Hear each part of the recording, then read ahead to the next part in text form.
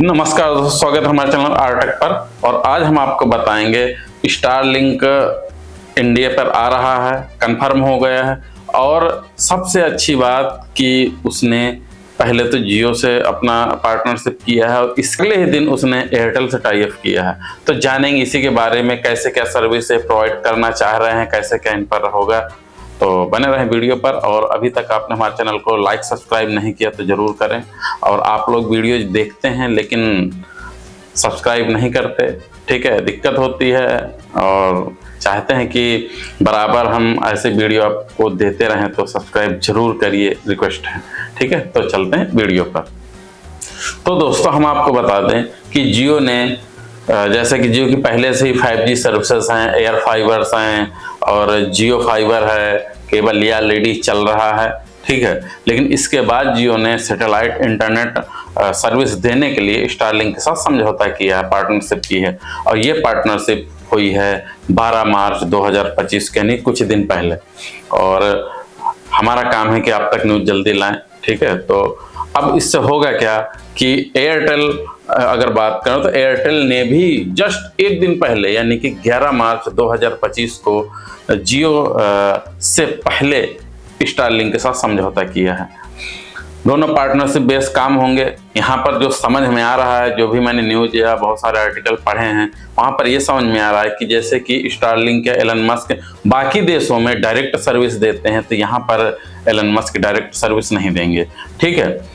इसके लिए एयरटेल और जियो के साथ इसने पार्टनरशिप करके इसने ऐसा किया है कि जो इसका नेटवर्क है, सैटेलाइट नेटवर्क है, सैटेलाइट नेटवर्क का यूज जियो और आपका एयरटेल करेंगे। जो कस्टमर प्रीमिसेस इक्विपमेंट है वो भी जियो और एयरटेल ही देंगी, जैसा कि अभी एयर फाइबर में या राउटर में, इसमें आप फाइबर में देखते हैं, ठीक है। अगर बात करें तो जियो का प्लान 399 से शुरू है, शुरुआती फाइबर का। लेकिन ये जो इंटरनेट सर्विस है यानी सैटेलाइट इंटरनेट सर्विस, ये थोड़ा सा महंगी होने वाली है मौजूदा जो करंट में अवेलेबल अभी प्लान है। तो इसमें क्या है कि जियो और एयरटेल का काम होगा कि ये अपने प्लान बनाएंगे, कस्टमर का इंस्टॉलेशन जो भी होगा करेंगे, और कस्टमर से जो भी पेमेंट उनका मंथली चार्ज ये सब यही वसूलेंगे। और एलन मस्क का काम यानी कि स्टारलिंक का काम सिर्फ रहेगा कनेक्टिविटी प्रदान करना, सैटेलाइट और इंटरनेट कनेक्ट जो भी स्टेशन होंगे। यानी कि जो टेक्निकल चीज है, यानी कि जो एक बैकबोन है, वो है एलन मस्क का, और जो फील्ड में काम होगा वो करेंगे आपका जियो और एयरटेल। अब क्योंकि एलन मस्क ने पार्टनरशिप दोनों से की है, तो यहाँ पर और दोनों ही अपने अपने क्षेत्र में कंपीटर हैं ऑलरेडी। आप ये देखते हैं कि एयरटेल और जियो ही पूरा मार्केट बेस कैप्चर किए हैं, बीएसएनएल बाकी सब पीछे हैं, लेकिन मेन जो खिलाड़ी दोनों यही हैं। तो अब समस्या यहाँ पर यह है कि अब ये प्लान अपने कैसे रखेंगे, क्योंकि अगर बात करें तो मुझे नहीं लगता कि जो फाइबर मौजूदा फाइबर शहरों में एयर फाइबर चल रहा है उसको ये अपना एग्जिस्टिंग जो इनका नेटवर्क है उसको हटा के सैटेलाइट से ये रिप्लेस करेंगे, क्योंकि सैटेलाइट थोड़ा सा महंगा होता है, प्लान महंगे होते हैं। तो मुझे लगता है जो इनका मेन फोकस रहेगा वो रूरल एरिया के लिए होगा, जहां पर इनकी फाइबर कनेक्टिविटी या एयर फाइबर नहीं पहुंच पा रहा, वहां के लिए ये सैटेलाइट इंटरनेट सर्विस देंगे। हालांकि आगे आने वाले समय में क्या होता है ये तो देखने की बात होगी, लेकिन इस पार्टनरशिप ने एक चीज जरूर ये जता दिया है कि जो हमारा आगे आने वाला भविष्य है इंटरनेट की टेक्नोलॉजी का, वो पूरी तरह बदलने वाला है। अब बात करते हैं स्टारलिंक की स्पीड के ऊपर, यानी कि इंटरनेट स्पीड कैसी आएगी। तो मौजूदा अभी जो करंट की टेक्नोलॉजी है, वर्जन 1 और वर्जन 2 के जो भी सैटेलाइट बड़े वाले भी लॉन्च है वर्जन 2 में, तो इनकी सर्विस इंप्रूव हुई है, जो कि 25 MB से लगाकर 220 Mbps तक की अभी की करंट स्पीड है। और अगर इनका मिली सेकंड यानी कि पिंग रेशियो की बात करें तो 25 से 50 के बीच में, जो कि पहले बहुत ज़्यादा था, यानी कि 200 मिली सेकंड से ऊपर था। इसी में भी आपने नाम सुना होगा कि ह्यूजनेट भी काफ़ी तेज़ी से आ रहा है, लेकिन उसका कॉस्टिंग काफ़ी ज़्यादा है और जो एलन मस्क ने अपने इंटर सैटेलाइट कनेक्टिविटी के लिए लेजर लिंक का इस्तेमाल किया, उसकी वजह से मिलीसेकंड कम हुआ, जो कि अदर उसमें ऐसा अभी मुमकिन होना संभव नहीं दिखता है। अब बात करते हैं कि इसका प्राइस क्या होगा। तो अगर यूएस की बात करें तो वहां पर जो इनके प्लान स्टार्ट होते हैं वो हैं 4200 रुपए से 10,000 के बीच में, जो कि इंडिया की मार्केट को देखते हो तो मुझे नहीं लगता, क्योंकि जितने में 1 महीने का वो प्लान ले रहे हैं 4200 रुपये, उतने में तो हम 6 महीने साल भर का प्लान बहुत सारी कंपनियां दे देती हैं। तो ये थोड़ा सा अगर इस प्राइस रेंज में ये कुछ सोच रहे हैं तो मुझे नहीं लगता कि ज़्यादा इनका कस्टमर बेस बन पाएगा। हाँ, जहाँ नहीं पहुँच वहाँ तो लोग किसी भी हद तक फिर देंगे। कोई टॉप कोई आइलैंड है, वहाँ ना तो फाइबर ना एयर फाइबर है, तो वहाँ पर ये चीज़ संभव दिखती है कि लोग खर्च कर सकते हैं, लेकिन फिर भी एक इंडियन मार्केट को देखते हुए बहुत ही ज़्यादा है, ओवर प्राइसेस है।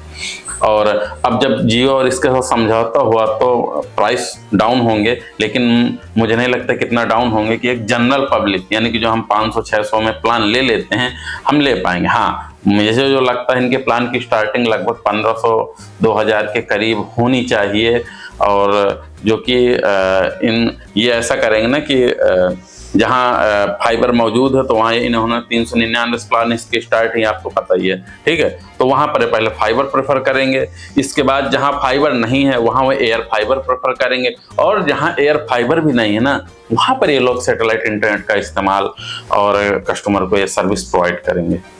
अब बात करें जियो के जो इंटरनेट प्लान है, तो जियो के इंटरनेट प्लान 30 MBPS से लगाकर 1 गीग यानी कि 1 GBPS तक की स्पीड इस समय करंट में प्रोवाइड करते हैं, जो कि इनके प्लान स्टार्ट होते हैं 399 के बेसिक ब्रॉडबैंड के साथ, और साथ ही ये जो इनके अलग अलग ब्रॉडबैंड प्लान ऊपर के आते हैं वहां पर आपको OTT या टीवी चैनल जैसे भी सुविधाएं मिलती हैं।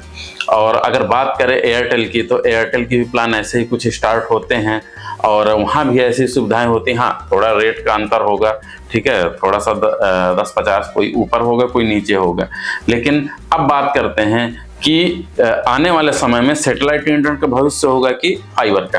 तो दोस्तों एक चीज बता दूं, कवरेज के मामले में सैटेलाइट इंटरनेट का कोई तोड़ नहीं है। ये वर्ल्ड वाइड कहीं भी, आप समुद्र में हो, जमीन में हो, रेत में हो, बीच में हो, जंगल में हो, कहीं भी आप, यहाँ तक कि आप अगर चल रहे हैं यानी कि अगर आप गाड़ी में चल रहे हैं तब भी सैटेलाइट इंटरनेट का इस्तेमाल किया जा सकता है। क्योंकि इस इंटरनेट का एक खासियत बात है कि इनका जो एंटीना है एरे, तो ये क्या करता है कि ये मैनुअली नहीं इसको मूव कराना पड़ता, यानी जो सिग्नल मिलाना पड़ता है मैनुअली, जैसा कि आपने DTH में देखा था, ये ऑटोमेटिक सैटेलाइट ट्रैकिंग के ऊपर चलता है और ऑटोमेटिक उसी एंगल पर मुड़ जाता है। इसलिए अगर आप व्हीकल में भी जा रहे हैं तब भी आप इसका इस्तेमाल काफी अच्छे से कर सकते हैं, जो कि फाइबर में संभव नहीं। हाँ, यहाँ पर सबसे इसका जो डाउन पॉइंट है वो है इसका स्पीड से ज्यादा इसका मिली सेकेंड पिंग रेशियो, क्योंकि पिंग रेशियो काफी हाई होता है, जो कि फाइबर में हमें बहुत कम होता है और इसमें हमें बहुत ज्यादा मिलेगा